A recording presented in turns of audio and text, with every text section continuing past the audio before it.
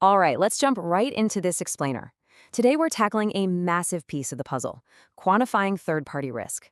In our hyper-connected business world, relying on vendors, contractors, and external partners isn't just common anymore. It's absolutely essential for growth. But with those partnerships comes a huge web of potential vulnerabilities.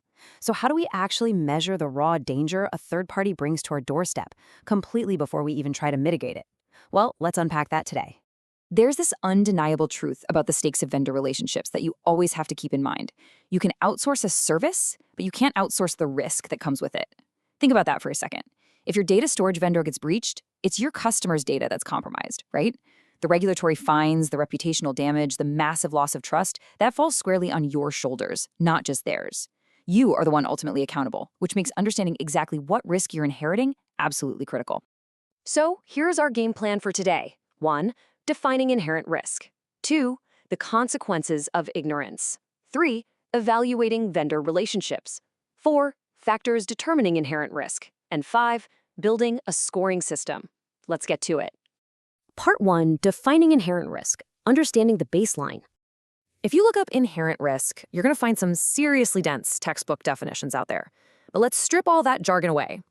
What we are really talking about here is raw, untreated risk. It is the natural threat level of a process before we lift a single finger to try and reduce the likelihood of a mishap. Think about it like driving down the highway at 75 miles an hour. The inherent risk is the raw danger of a high-speed crash, evaluated completely before you even think about seatbelts or airbags. In vendor management, it's asking, if we hire this company and absolutely zero security controls are in place, just how much danger are we actually in? Section 2, the consequences of ignorance. Why you simply can't look away. Because look, the consequences of ignoring this baseline, they're severe. If you don't know your raw, inherent risk, how on earth do you know if your controls are actually strong enough? You might be buckling up with a simple lap belt when what you really need is a full roll cage. Or worse, maybe you're relying entirely on good vibes and a messy spreadsheet. Ignoring inherent risk means you're flying blind, misallocating your security resources, and leaving these massive operational blind spots wide open. Moving on to 3, evaluating vendor relationships, asking the right questions. So, what's the very first, most direct question every single risk management executive needs to ask when onboarding a new third party? It is not, how good is their service? It's, how inherently risky is it to work with this vendor? To figure that out systematically, we use a tiered scale to quantify the threat and put them into buckets. We're talking very high risk, medium risk, or low risk. So a landscaping crew mowing the lawn outside your headquarters, yeah, probably low risk. But a third party processing your international payroll, that is going to shoot straight up into the high or very high risk bucket. But, risk is really only half the equation. You immediately have to hit them with the second, equally crucial question. How important is this service to our actual success? Because this dictates the true business impact. A vendor might technically be low risk when it comes to data security, right? But if their service goes offline and your entire supply chain just halts, well, that's a massive problem. So we map out operational criticality using a service importance scale, extremely important down to not very important. When you cross your risk scale with this importance scale, you get this incredibly dynamic, two-dimensional picture. Your team has got to ruthlessly prioritize the vendors sitting in that top quadrant, the ones scoring highest in both raw danger and business importance. Number 4, factors determining inherent risk. What triggers the alarms?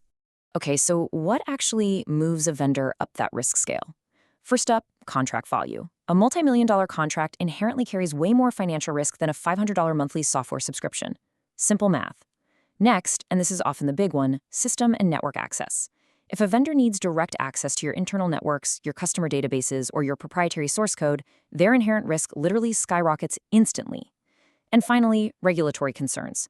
Are they operating in a highly regulated space, like healthcare with HIPAA or finance with GDPR and SOX? The baseline risk naturally shoots up because the penalties for failing are just incredibly steep. These are the alarms you absolutely have to be listening for. And finally, Section 5, building a scoring system, your action plan. All right, here is your practical 4-step framework so you can implement this scoring system yourself. Step 1, identify your risk domains. Are we looking at cybersecurity, financial viability, compliance? You have to define the exact arenas you're scoring. Step 2, determine your risk appetite. Basically, how much risk is your executive board realistically willing to stomach before they just say no to a vendor? Step 3, develop your scoring model. This is where you assign hard point values to those factors we just talked about, like network access or contract size. And step 4, construct your questionnaire. How are you going to gather all this data from the vendor to feed into that scoring model? Apply these 4 steps, and you magically transform risk from this vague, uneasy feeling into a hard, quantifiable metric. Now, to ground all these abstract steps in reality, an automated platform like Process Unity takes this exact framework and brings the whole shebang to life. Instead of drowning in hundreds of messy spreadsheets, a platform ingests all that questionnaire data and spits out a clean, color-coded, actionable dashboard. It tells you exactly which vendors need immediate intervention based on their calculated inherent risk and importance. It makes this entire complex process totally manageable. So, as we wrap up this explainer, I want to leave you with one final provocative question to chew on. Look at your own organization right now. Are you truly calculating the raw inherent risk of your vendors before treating them? Or are you just blindly slapping on controls and crossing your fingers, hoping they're enough? Understanding that untreated baseline changes everything. It flips third-party risk management from a stressful, reactive guessing game into a massive, proactive strategic advantage. Take these frameworks, build those scoring models, and start quantifying your unmitigated risk today.